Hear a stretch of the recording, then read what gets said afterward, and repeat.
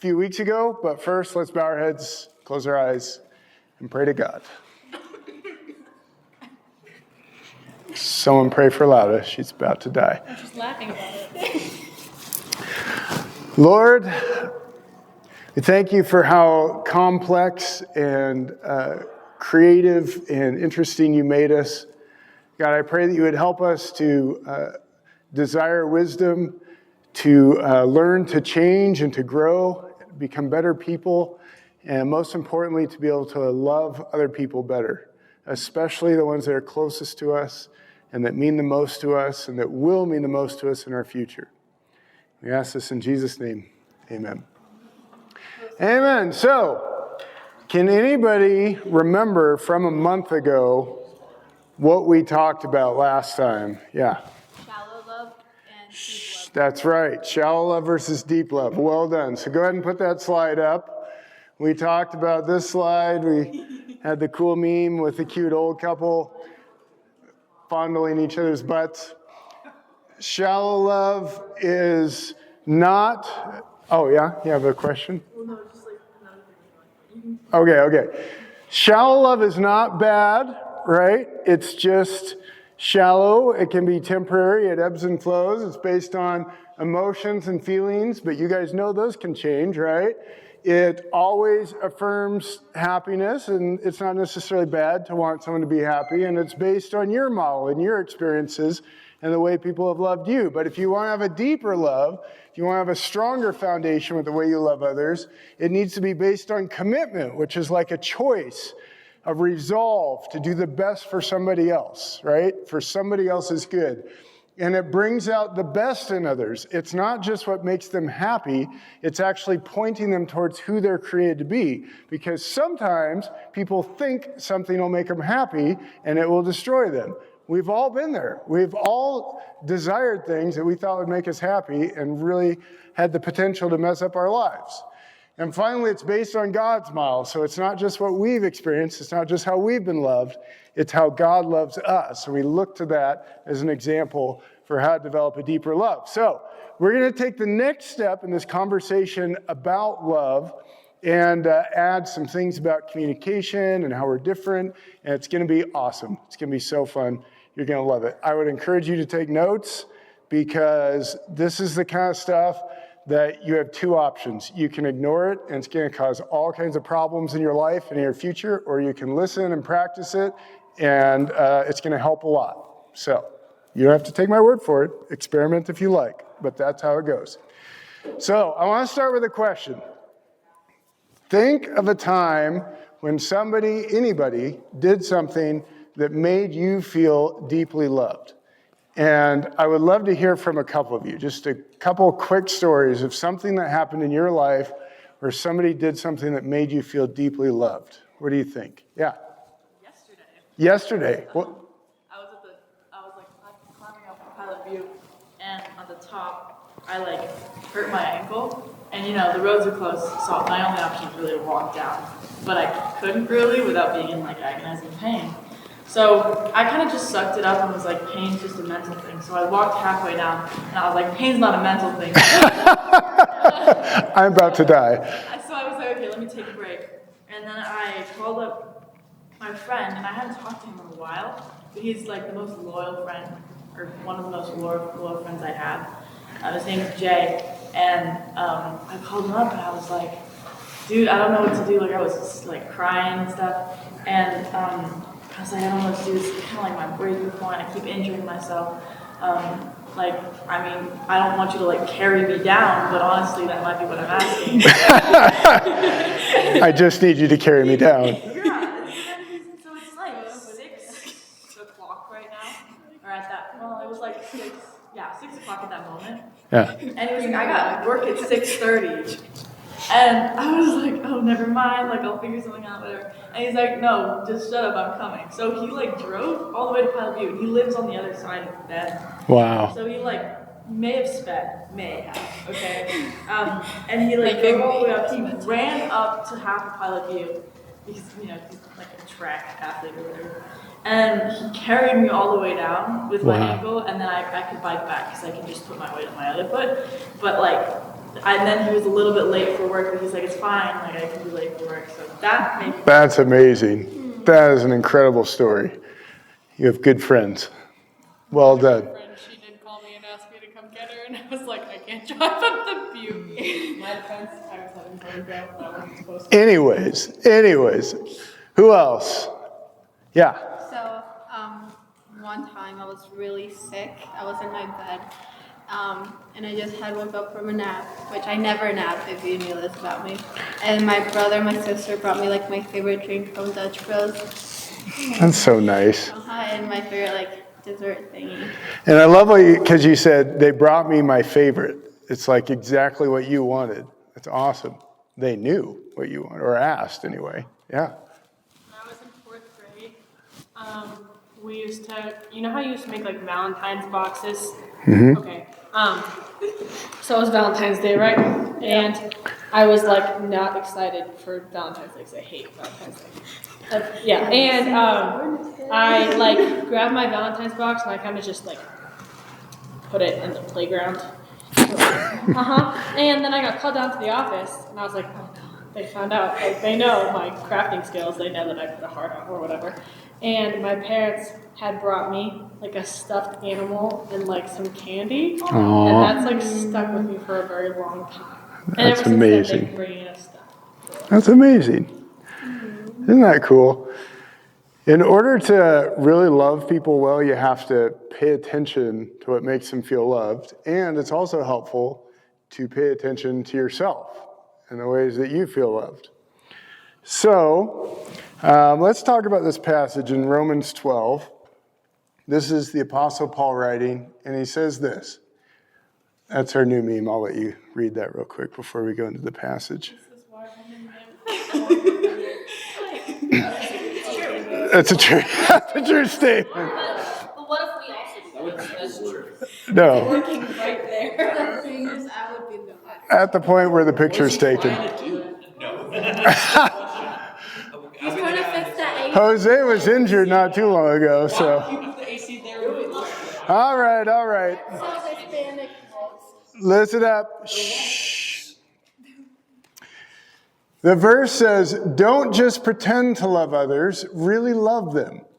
Hate what is wrong, hold tightly to what is good, love each other with genuine affection, and take delight in honoring each other. And down in verse 15, I don't have it here, but it says, be happy with those who are happy, and weep with those who weep. I want to point out a couple things about this passage. First of all, the first line, don't just pretend to love others. So how do you know if you're dating someone who's pretending to love you? There's a very simple way to know. Don't pay attention to what they say, pay attention to what they do.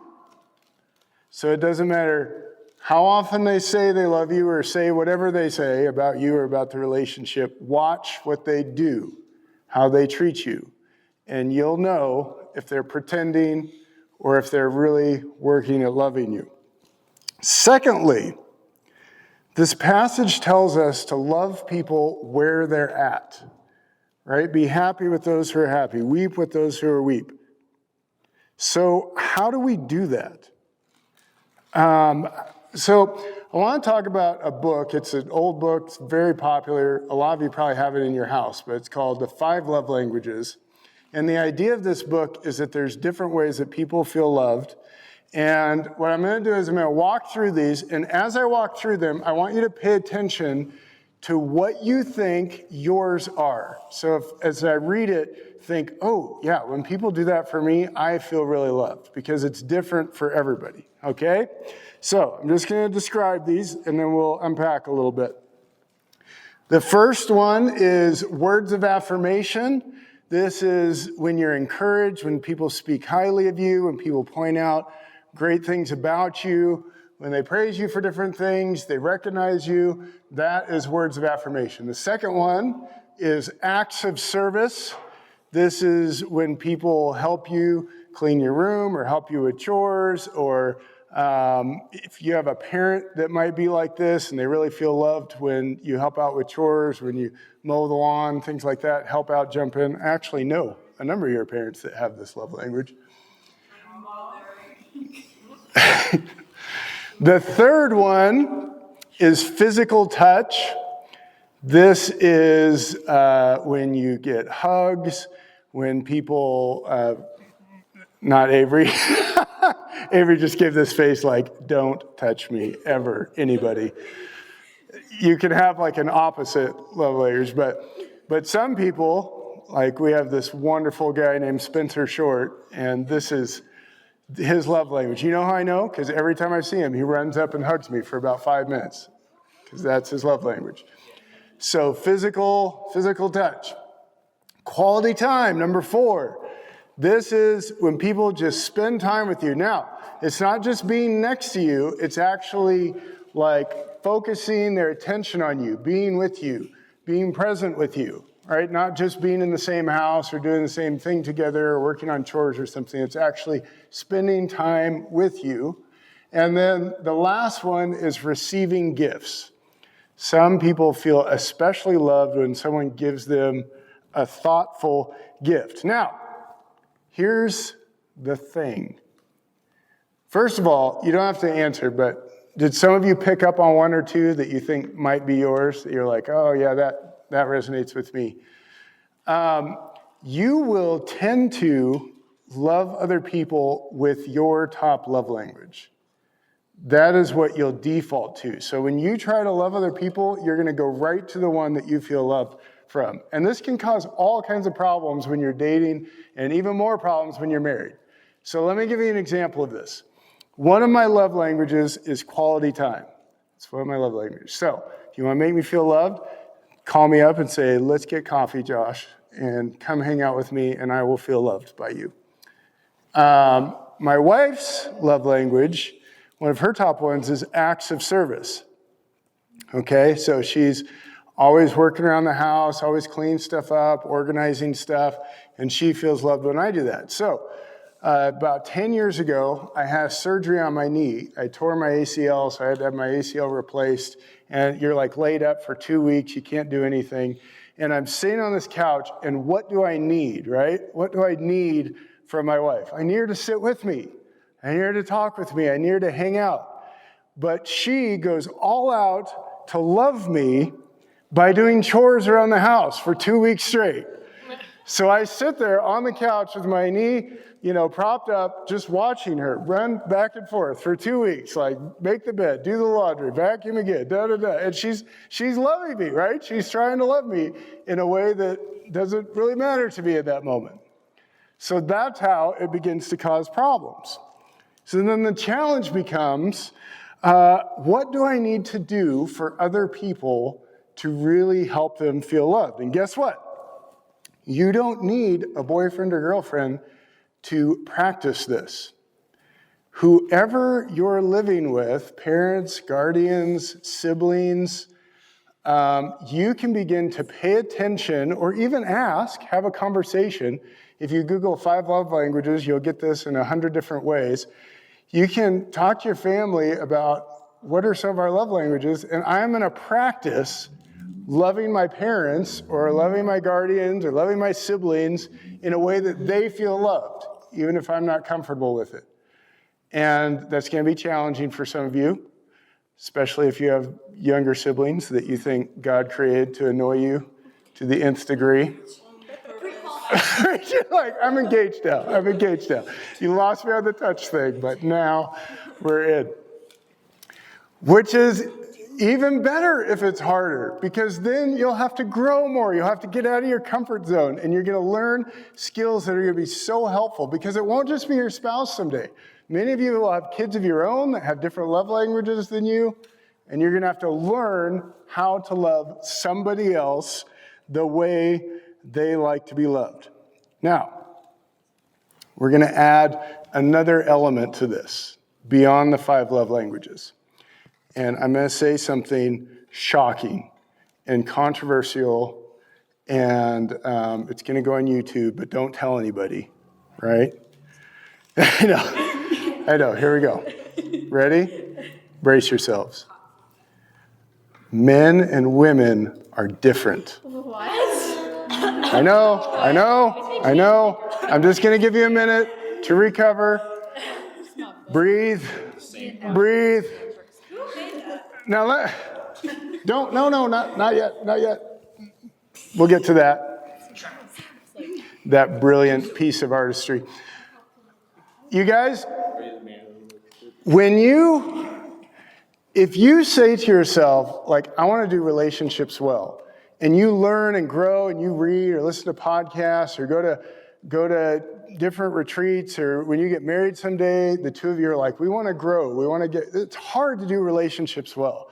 I mean, I have so much to learn. I fail all the time. I failed a lot last week, okay? And the week before was even worse than that. See, that's why we actually pushed this lesson out so far. Yeah, exactly. I'm like, I don't feel worthy. I'm not really worthy today either. But here's the thing.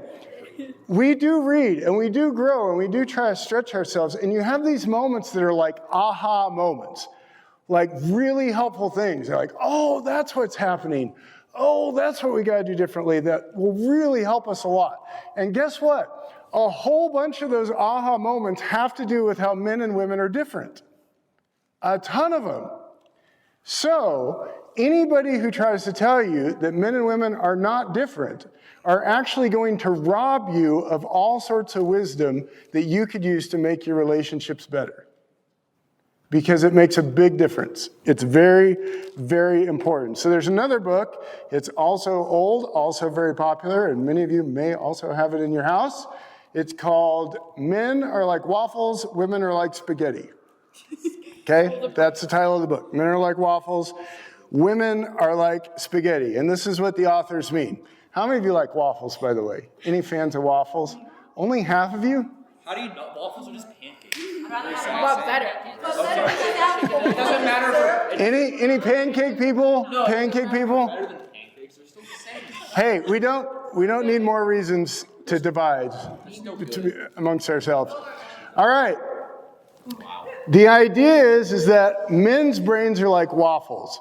They have. Let me explain. Makes sense already.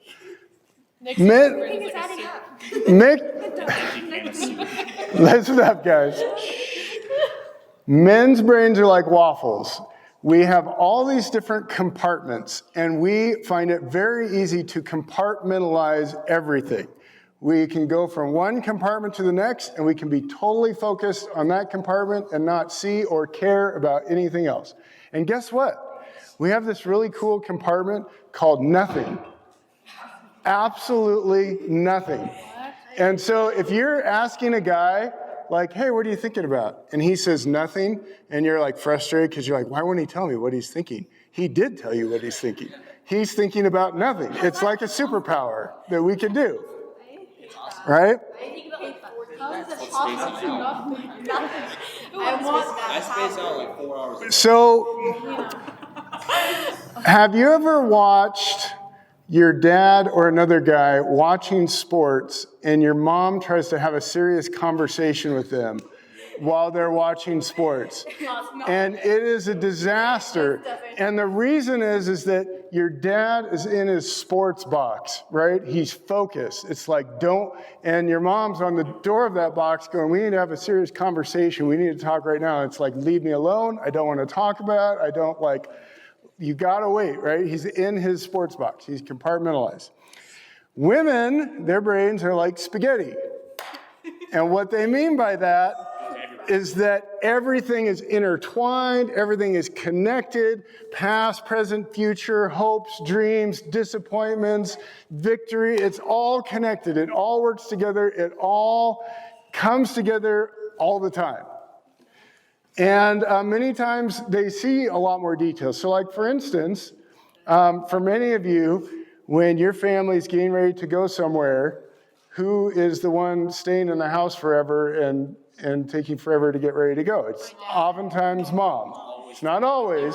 It's not always. The car out of the driveway. She comes out mad. She's like, you could have waited. And why is it? Because mom's checking the oven, and mom makes sure there's snacks in the car, and mom makes sure everybody has coats, and mom makes sure that the lights are turned off, and it's all connected. She sees all these different things that she's working on. Dad would let the house burn down every time. He doesn't know, he doesn't care, he just wants to go and be on time. and then they get in a big fight about it, right? So, let me preface this by saying that are there exceptions to the rule? Absolutely. There's always exceptions to the rule.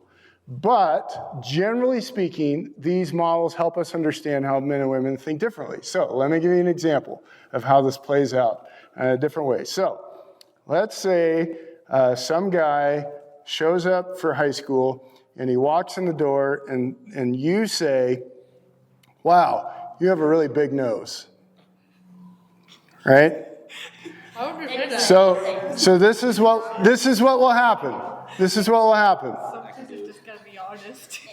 The guy will go into his nose box, which is probably really small because he doesn't care about his nose at all, and be like, huh, that's weird. He'll leave his nose box and not think anything of it for the rest of the day. Look around. Like, like, I still think about things like people I'm getting there, okay? Sometimes in your head, I was like, oh, I got when I was young. That's it. So we can move out of these boxes and then just not care about what happened in those boxes in the past. Yep. It is like a superpower. Now listen. Let's say a lady comes into the high school and you tell her you have a big nose. Now listen. This is why it happens, right? Because what she's going to do, she's going to think about her past. She's going to think about all these conversations with different people. She's going to think about her dreams for the future to be a beautician, and she has a big nose, so she can't be a beautician now. And now she's got to pick a different college, and I probably won't find anyone to marry me because my nose is too big unless I get it fixed, and that's too expensive, and I can't afford it. And it's everything wrapped all up into once. And will she ever, for the rest of her life, forget that somebody made that comment to her? She will look in the mirror 30 years later and go, that guy. No. Right? Fifth grade, somebody told me that I had a ski slope nose, and now I can't not think. I don't even know if that's a bad thing. Ski slips are great. Boom! You can make a straight line. So when men and women talk to each other, especially at your age, there can be a tendency for guys to treat women like they're just other guys, right? They're just better looking. They're good looking guys. And completely offend women all the time. And if you watch a group of guys hanging out and how they talk to each other, and women are like they must hate each other. They're never going to want to hang out again. These guys, and they love it, right? They walk away, they're smart. Like, we'll play basketball, we're beating each other up, we're yelling at each other, we're screaming, and then afterwards it's like, hey, let's go get lunch. This is great, Totally fine. We are very different. So, let's keep these things in our minds, okay? 5 love languages and some of the differences between men and women. There's a lot more, but this is just some of the big ones. And let's put it into like a hypothetical dating relationship that you have. So just those of you who are single, you can pretend, or if you're not in a serious relationship, just pretend. So we're just going to kind of walk through it, make it very practical, and show you how some of these things are going to come into play. So your first 3 months of dating someone. That's a long time. Your first 90 days. This is what your brain does. Your brain lies to you and tells you that everything is perfect, everything about them is wonderful, this is amazing, you have so much in common. Literally, like your brain just lies to you about the whole thing. Just lies and lies and lies. And it happens, it's like a chemical reaction. There are 2 times in life where people get the most intense, crazy, unconditional love. One of them is when you're born, your mom and dad give you this crazy unconditional love, and one of them is that first 3 months where you have a crush on someone, and it's crazy unconditional love, right? It's easy to love them. Everything looks perfect. Now, by the way, if you're smart,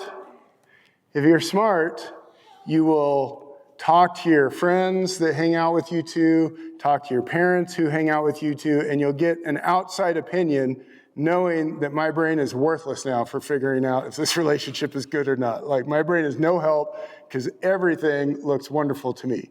So ask your mom and dad, like, what do you think? What do you see? How do they? And they might be like, they treat you like crap. And you're like, really? That doesn't sound right. But it might be true, all right?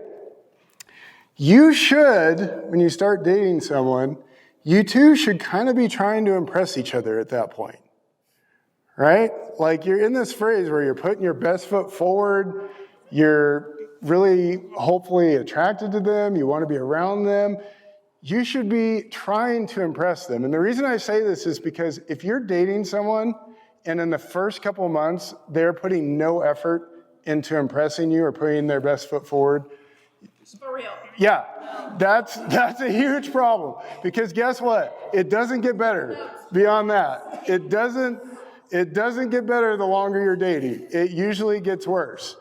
And so if you're in the beginning of a relationship and they're not putting an effort forward, then you may just want to save yourself some time. Not that they're a bad person, but maybe they're just not ready to be in a relationship. Maybe they're not mature enough. And pay attention to that for yourself if you're not putting much effort into it. Okay? Now, let's say you make it through those first 3 months.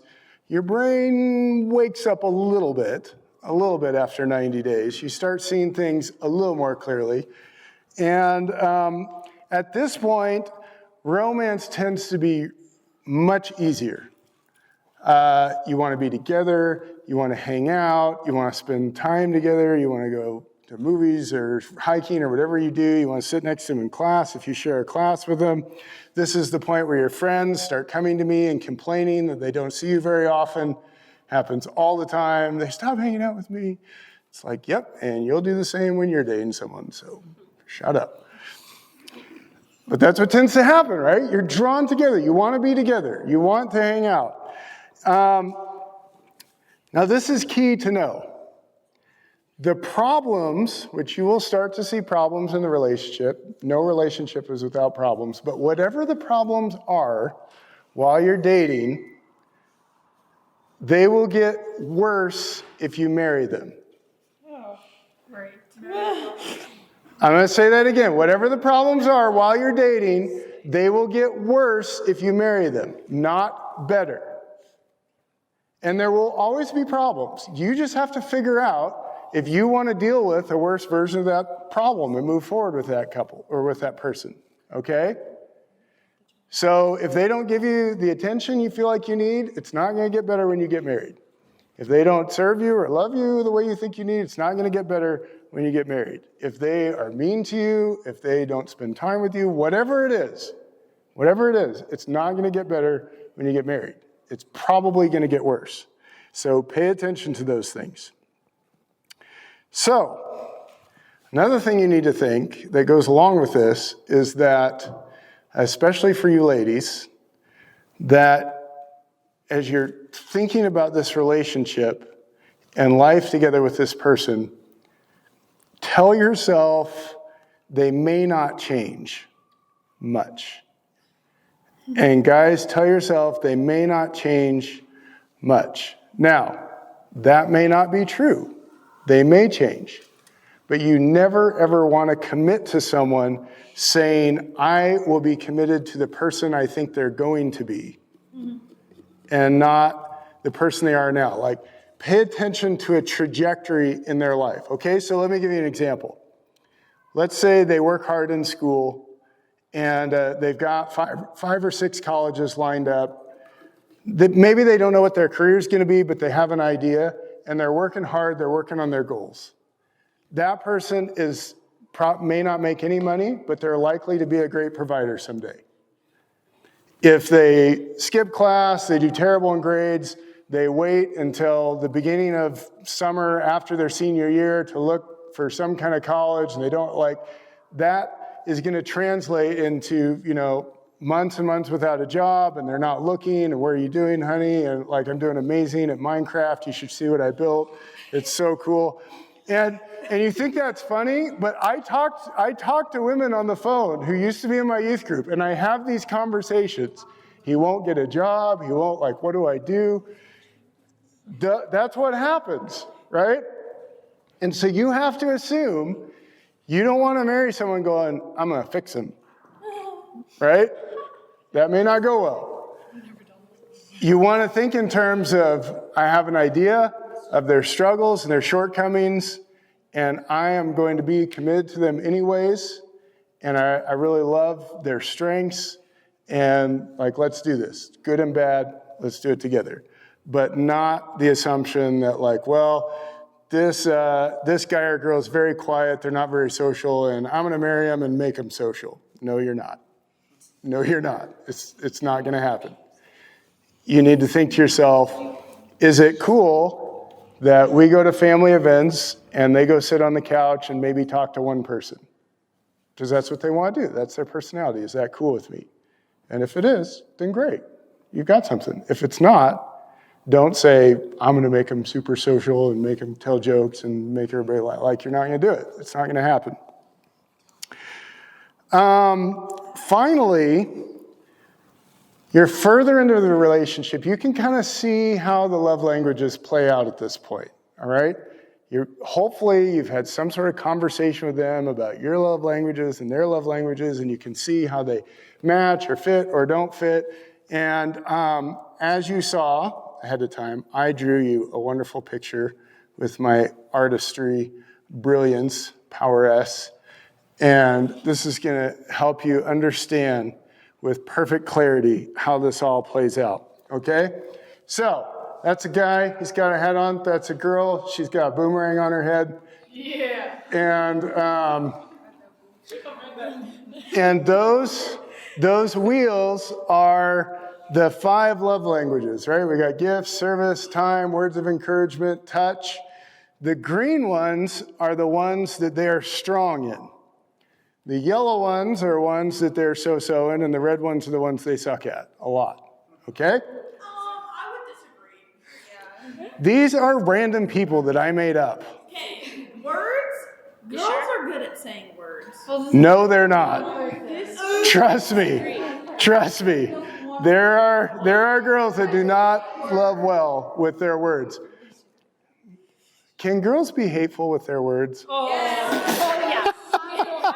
So many different ways. Like if you're dating somebody and a girl walks up to your boyfriend and goes, "Oh my gosh, your girlfriend is so pretty." That really means I wanted you first, but I'm just gonna. She knows that I don't like you. And then eye contact goes with Yeah. words. If you're dating a girl and another girl that probably liked you at some point goes, "Oh my gosh, she's so pretty," that means I wanted you. I don't like your girlfriend. I'm probably gonna try and take you. Yeah. Oh, Yeah. I'm writing that down. She's trying to be like the better one. You can learn all this stuff by listening to Avril Lavigne. It's all there. All right. So let's just make some observations, okay? This lucky couple has a love language that matches up. And that's going to be awesome for them because, look, they both have gifts. And so they're going to naturally want to give each other gifts, and they're going to naturally feel loved by giving gifts. If those two get married, then they're going to have a great Christmas, right? It's going to be a great Christmas, great birthdays. It's going to be lots of fun gifts happening. They may give gifts all year long. But that part's easy. You don't need to work much on that part. It's as simple as like getting to know the other person enough to know what gifts they like and doing it because you're going to want to do it. The areas where you match up, you don't need much work. The areas where you do need work are, he needs words of encouragement, which she is terrible at, and she needs somebody to serve and help, which he is terrible at. So let's just talk about this. Let's say this couple gets married, and I told you when you're dating that romance comes relatively easily. You want to be together, you want to hang out, you want to do stuff. When you're married, romance only happens if you work for it. And it can be shocking how quickly it goes away. how quickly you're in this home with someone that you're married to and they feel more like a family member. Not in a weird way, but it's like there's just this other person in the home with you. You will feel a romantic connection to them if you work at it, if you invest time and energy into building that romance. And if you don't, it'll be gone like that. That's how it'll work. And when you have kids and when you have jobs and things get busy, it gets way worse. You have a question? How do you not get bored after marrying someone for so many years? Yeah, that's a good question. That's a good question. You do that all the time. Like, I don't think I could date someone for a year and not get bored, like, after, 2 months. Well, there's a couple things. Actually, that's a great question. This opens up a whole bunch of different areas, but you're expressing something that is important for you to know about yourself. And part of that is, what do I need to not be bored? And so, what keeps me from being bored? Do trips keep me from being bored? Does learning and growing, if you have somebody that reads a lot and every night when you guys hang out, they have some new cool thing that they've discovered that they want to talk about that's really interesting to you. Maybe it's an artist, maybe it's somebody, you figure that out for yourself. But by the same token, I know many women especially who look for an exciting guy, and there are some great exciting guys. There are a lot of exciting guys that have the same problem, which is they get bored quickly also, and then you move from person to person to person. My wife used to have a Bible study around The Bachelor. They would watch The Bachelor or The Bachelorette, and then they do a Bible study together. And there were these episodes years ago where the guy had 2 women left, and one of them was super exciting and always wanted to do stuff and really flighty and all over the place. And the girl was stable, solid, not as all over the place, but she was reliable. And he picked the exciting one, right? He picked the exciting one. And then the next year, the second place gets to be the Bachelorette. And she has 2 guys, same thing. One of them's stable, one of them's exciting. They bring the first bachelor back to talk to her, to give her advice. And he says, pick the stable one. He says, don't make the same mistake I made, which I thought was super fascinating. And maybe there's some wisdom there. But you may want to think about what sorts of things you would like to do in your life, right? There are lots of people that don't like to travel. They like to sit at home all the time. If you like new adventures, exciting things, going to movies, hanging out, trying new restaurants, don't marry that person, okay? Just think about some of those things. Here's the other thing I want to say about that, is that fortunately, God made every single one of us super deep, incredibly deep. Somebody could know you for 100 years and still not fully understand you. Just you, right? And so if you're with someone that understands how to talk and listen and dig and go deeper in a relationship, you can find out new things about each other. I just found out something new about Rachel last week that I hadn't known after 16 years of being with her. That can happen after 50 years. So it's a good thing to keep in mind. It's a good question. Thank you. So romance comes if you work for it. But here's the question. How do you get the love that you need in an area where they're not good at it? How do you get the love that you need in an area where they're not good at it? Now, the sort of easier part is to say, how do I love them in areas that I'm not good at? And that's just where you have to work at. You have to push yourself. You have to get out of your comfort zone. Hopefully they have some grace with you because you will stumble along the way. But at least recognize that. But how do you get somebody else to love you the way you need to be loved? Now, this is what most people do, and it's stupid. Okay? They say something like, if they love me, they would just do it. That's what they say. That's what they say all the time. If they love me, they would just do it. And then when it doesn't happen, because when you're married, you kind of settle into who you are, right? So if you don't like going out to restaurants, but the other person does, and you were kind of faking it, to spend time with them or whatever, once you get married, you're going to try to stop going to restaurants because you settle into who you are. And so when they settle into who they are, they're not good at your love language at all. What you're trying to do is convince somebody else to get out of their comfort zone in a way they don't want to in order to have a stronger relationship with them. It's really hard to do. I'm going to talk to you about how men and women can do this for each other in a more effective way than just saying, if they love me, they would do it. And by the way, the flip side of that is when they don't do it, and they won't, you just assume, well, I'm in a loveless marriage and whatever. I'm either stuck or I got to get out or blah, blah, blah. Woe is me. There's better ways to go about this. All right? So let's talk about guys first. Next slide. Okay, here's our guy. Wow. You look just like him. Thank you. Just turn it sideways. Oh, wait, hold on. Turn it sideways and we get a good picture of this. Okay. Why are we doing this right That's the now? wrong way. For the Instagram. Oh, Turn it okay. the other way. The other way? Okay. Great. Perfect. Yeah. How's that look?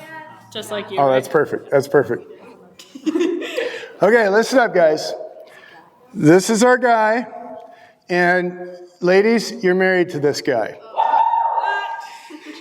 You're married to this guy, and he's not doing a very good job at loving you. He's not meeting certain areas of need that you have. Next. What are you going to do? Now, let me say this. The strategy I'm about to give you is not foolproof. It may not work, but it might be the best chance you got. Okay? So I would encourage you to pay attention. Guys, don't go to the next slide yet. Guys have this thing inside of us that God gave every single one of us where we want to be a hero. We want to be a hero. And for some guys, that's a teeny tiny little thing. Like you watch the Grinch movie and his heart is like this teeny tiny little thing in there that you can barely see. You have to have a big magnifying glass. But it's there. It's always there, that desire to be a hero. And if you want to grow that, and so a guy becomes more loving and more engaged, you have to point to that and grow it. And the way that you do that is you point out anything that he does that is even slightly heroic. Just point it out. Am I right, Trevor? Yeah. So, to put this into a phrase, celebrate behavior that you want repeated. Celebrate behavior you want repeated. Go on to that next slide, okay? It works. So, Oh, that's what you were saying. so this is what women oftentimes do. They often think the way that I can bring out the hero in my guy is by pointing out all his faults all the time. That's very common, right? I'm going to point out all his faults all the time. Now, there are times when you need to have a conversation with your guy like, look, we need to work through this. This is a problem. I'm not saying you can't call out your guy. But what I'm saying is if your strategy is, I'm going to call out all his faults all the time, he will pretty quickly not want to be your hero anymore. He's not going to care. If you point out behavior you want repeated and treat him like a hero, then remember the Grinch, that little heart will begin to grow and get bigger and stronger. So, for instance, let's say you've been married for 5 years and the stupid guy never does the dishes. He never does it. It's so frustrating. You're doing all the dishes, you've got a kid, and there's even more dishes, and he never does them. And then one day you come home and your husband's doing the dishes. Now, there's a couple ways you could handle this. You could go, well, it's about time. God, for the love, finally, right? Finally. Or you could celebrate behavior you want repeated and, oh my gosh, thank you so much. That means a lot to me. Oh, that's awesome. Thank you. Because your smile and your happiness feeds that hero impulse inside of guys. It feeds it. So this is what a guy will think with the first reaction. Well, if I don't do dishes, she's mad at me. If I do dishes, she's mad at me. So I'm just not going to do dishes. I don't care anymore, right? If he does it and he's like, wait a minute, she's happy with me. Like, I need to do dishes more often. I need to do dishes more often. This is great. Your smile and your happiness with your guy is so powerful. It's one of the most powerful things you have to bring out the best in him. So if he is like, and I hope nobody marries someone like this, but if he's 90% loser and 10% hero, just keep celebrating that 10%. Please, Lord, let it grow. But that's your best bet, right? Celebrate that 10%. I'm telling you, it's your best bet. If you're constantly pointing out the 90%, the 10% just gets smaller. It just gets worse. Celebrate behavior you want repeated. Now, let me also say this. For most guys, especially good guys, you don't have to be weak to do this. You don't have to be like, the girl that needs help with everything and needs a guy to rescue her. In fact, you can be strong and confident, and it means even more to a guy when you treat him like a hero. Because you bring something to the table. You have a strength. You're important. You're valuable. And then when you give those words of heroics to him, it feels even better. It works even better. So, celebrate behavior you want repeated. If you tear him down, especially when he tries to serve you and love you, then those attempts will go away. All right. Let's talk about the ladies. And I'm going to ask you ladies, because I'm not a lady, so I'm not qualified for this part of it. But I'm going to ask you a question, okay? Go on to the next slide. Here's the lady, okay? There's the lady. I've been studying for the last 17 years. All right. Here's the question. Those are roses on both sides. Now, don't answer, don't raise your hand, don't say anything, okay? We're going to do a little experiment so you guys can help us guys. The question is, would you rather a boyfriend bring you a dozen red roses or a single white rose? Don't answer. Now, girls, I want you to close your eyes and bow your heads. Guys, you can keep looking, okay? Girls, close your eyes, bow your heads. Put your phones down. All right? Ladies, if you would prefer a guy to give you a standard dozen red roses, raise your hand. If you would prefer a single white rose, raise your hand. The guys are all shocked because every single one of you answered with the white rose. And they're thinking, what am I spending money on the dozen roses for? What is going on? About one red. What is happening? No, one red rose is not as good as one white rose. And we're about to learn why. So I need a scribe. I need someone to take a few notes. You want to come on up? Okay. Ladies, help us. Help us poor guys. Because in our minds, 12 is way better than 1. No. So why is one white rose better than a dozen rose?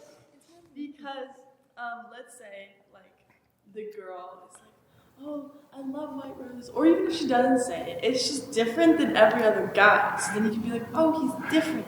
So it's unique, okay? Unique, go Makes ahead. it, like, more special because then they thought about you. Because you can just go to Safeway and get red roses. But you have to, like, seek out, like, a Pegasus for it. Special. I didn't even know there was white roses. They're so good. She said thoughtful. It's thoughtful. That's a big one. What else?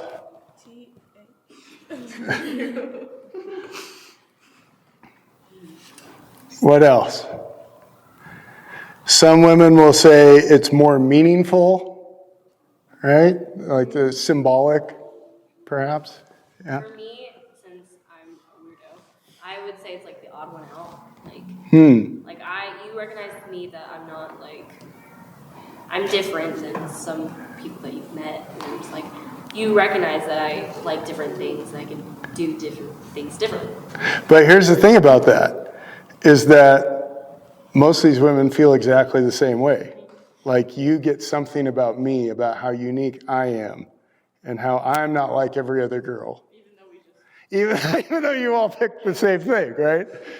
Right? The guys are still flabbergasted. They don't know what is going on right now. I'd be happy with anything. Okay? So let's leave it at that, okay? Go ahead and have a seat. Thank you very much. So unique, special, thoughtful, more meaningful, okay? So these are ways that you can love the woman in your life better. So let me give you an example. Let's say you're taking your girlfriend on a date, right? And you pull up and you honk your car horn and you're like, get out here. And she's like, well, I'm not really ready yet. And you're like, oh, whatever. So then she comes out and she gets in the car and you're like, what do you want to do? I would get out of Do you girls want to go on that date? You cool with that? No. So a lot of the girls are shaking their heads. No, I don't like that. It's not a good idea. Now, how about this one? Okay, he comes up to your door, he opens the door and says, listen, dress really warm. We got to go in about 10 minutes. All right, let's get going. Are you going on that date? He would not be allowed to go on that date. He definitely would not be allowed to go on that date. He's taking you fishing. I love fishing. But listen. Listen. Why do you need a warm jacket to go fishing? It's cold. Jeez. We're in the lobby. Suck. But you guys, he thought about it. He planned something. He thought about you, what you might like.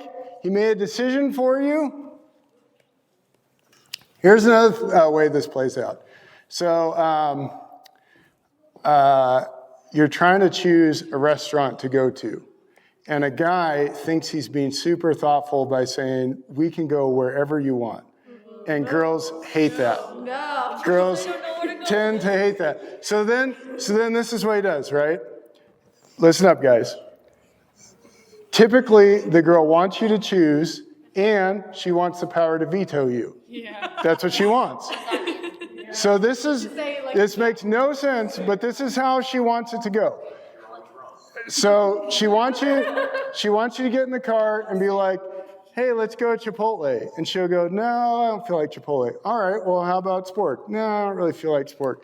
Well, where do you want to go? I don't know, wherever you want to go. Okay, well, how about Olive Garden? No, I don't really feel like Olive Garden. Okay, maybe Taco Bell. Yes, Taco Bell. That sounds good. Let's do that. That's how she wants it to go. She wants you to be decisive, and she wants to be able to veto you.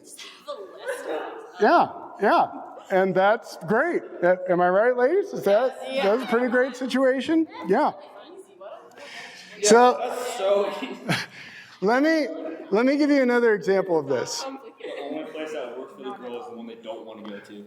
Yeah. Let me give you another example of this. Guys, we give each other like invisible, worthless points for everything, and we pile them on, right? I woke up in the morning, 5,000 points. I got a B on a test, 10,000 points, right? I added carrot to my dinner, that's, 20,000 points. I did so good. Yep. Pat myself on the back. Am I right? Yeah. Girls will give 1 point, maybe 2, every once in a while, like every 10 years, maybe 3, but that's it. That's being generous. Never more than 3. Never more than 3. Because we lose so many. So watch this. This is how this plays out. So a guy plans a huge vacation for his wife. Goes to the best place, there's a hot tub, he spends a bunch of money, sit by the pool, everything she loves, and then like a week later, she's mad at him for something. And he's like, I racked up enough points to last the whole year. She gave him 3 points for the whole thing. Now she wants more points. Now she wants more points. That's how it works. So here's how you can use this to love women better. It's like, I love surprises. I love surprising Rachel with stuff, but that's not a great idea with this point system. So this is what I'll do. If I buy her a big, nice gift for her birthday, I've learned to do this. I'll set it on the kitchen table in its wrapper and bow and all that stuff. And the reason is that if I surprise her on her birthday, even if I nailed the gift, it's like 2 points. If I set it on the table, what's she going to do every morning that she walks out for the 2 weeks leading up to her birthday? Like, ooh, he got me a gift, 1 point. Ooh, he got me a gift, 1 point. Ooh, he got me, am I right? Yeah. I built a table years ago, a kitchen table for our family. And I did this thing where I took a little Dremel tool and I carved a heart with R and J in it. And I did it for this reason, because every time she saw that stupid heart, I would get another point for years and years and years. And it totally works. Genius. It totally works. And guess what? It was free to do it. You know what I like? I like a nice rock when they go somewhere. Yeah, it is like passive. It's passive point income, okay? So, when you are in a relationship or in a marriage with someone, and there are areas where you're trying, like, you want them to be motivated to care about you, and this is how you do it. For guys, you celebrate behavior you want repeated. For girls, you try to do things that are thoughtful and meaningful and planned out, and to make them feel special, to do things that are unique for them. Okay? I did all kinds of cool stuff when I proposed to Rachel, but I just want to point out one small thing, because it's kind of a long story. So we were on a beach when I proposed to her. I had this really cool wooden box. It was super shiny, expensive looking, with a ring in it that she thought I couldn't afford, and she was right, but I got it anyways. It was, and she had just given her life to Jesus like a year or two earlier, and so she wasn't super used to the whole Protestant church thing. She grew up Catholic, and so I washed her feet as I was proposing to her, and she didn't know what that meant. She thought that was really weird, but I knew what it meant, because that's what Jesus did before he did communion at the Last Supper. He washed his disciples' feet, and it was a sign that I am going to serve you and love you. I'm going to lay down my life for you. And as I sat there washing her feet, trying to show her that I want to love you, I want to serve you, I had no idea how challenging that would be. And not because there's anything wrong with her, but because it just is challenging with men and women. Marriage is hard because there's all these things inside of us that want to hold us back, that want make us want to be selfish, that make us want to not do the things that we have to do. And so as I washed her feet, it's like I was making this statement, right? I'm going to learn, I'm going to grow, I'm going to figure out how to love you the way you need to be loved. And that's the statement, that's what has to be on our hearts going into dating, but especially marriage, is a sense of like, I'm not just going to stop with what I'm gifted at loving. I'm not just going to stop with knowing my language. I want to know your language. I want to know how you need to be loved. And I might really suck at it, but I'm going to work at it. I'm going to try. I'm going to stumble. And you're going to see me get better and better and better. And I'll tell you, like right now, I am not the best at doing chores, but I do way more chores than I've ever done in my life. I'm getting better. Lord help me, I'm getting better, okay? Because I know she needs it to feel loved. And that's the attitude. That's the attitude that we have to have coming in. Most people have the attitude coming into marriage of like, you make me really happy right now, and I want you to make me happy for a lot longer, so let's get married. And it's usually a disaster, right? Because it doesn't last.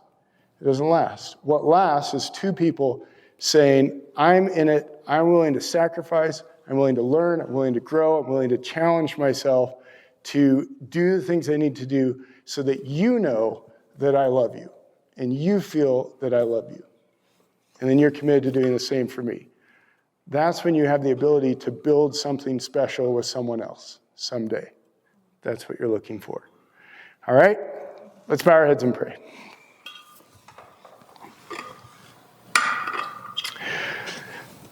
Lord, we just thank you for the example that you give us. Thank you for the ways that you serve us and you love us and you know us so deeply, God. You know what we need. You know how to cheer us on. I just pray that you would inspire us and that we would look to your example and begin to practice even now, God, with the people in our lives to pay attention to how they need to be loved, whether they're a guy or a girl or whatever their love language is, that we would pick up on some of those things and begin to practice them and just get better and better at loving people where they're at. I ask that you would give us strength to do that. Thank you for how you give us grace and forgiveness when we fail. In Jesus' name, amen.